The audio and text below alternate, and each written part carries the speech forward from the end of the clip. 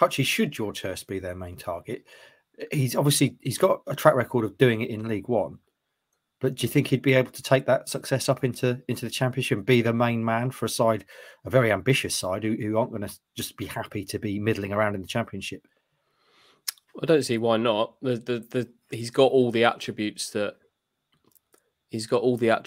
clearly Kieran McKenna wants and the coaching staff want, and they have a track record of improving players. So if you've got all the attributes and you think they're coachable, and there's room to improve, which clearly there is for George Hirst, because he's not crazy young, but he's not got that many miles on the clock really in terms of senior football.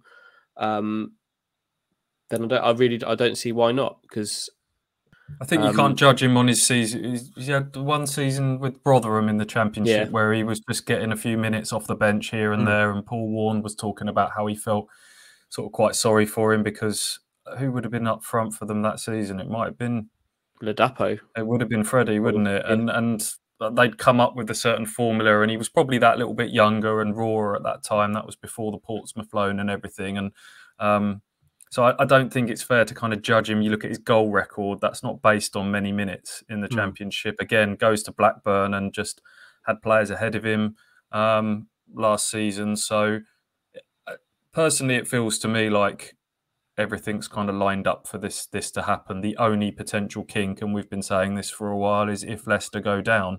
And then, do they want to have a look at him? I think it's one of those scenarios where they think, well, we probably should have a little look at him first, and while they're waiting on other targets. And then, a bit like Leif Davis, then, we'll take him away on pre-season because he's another body.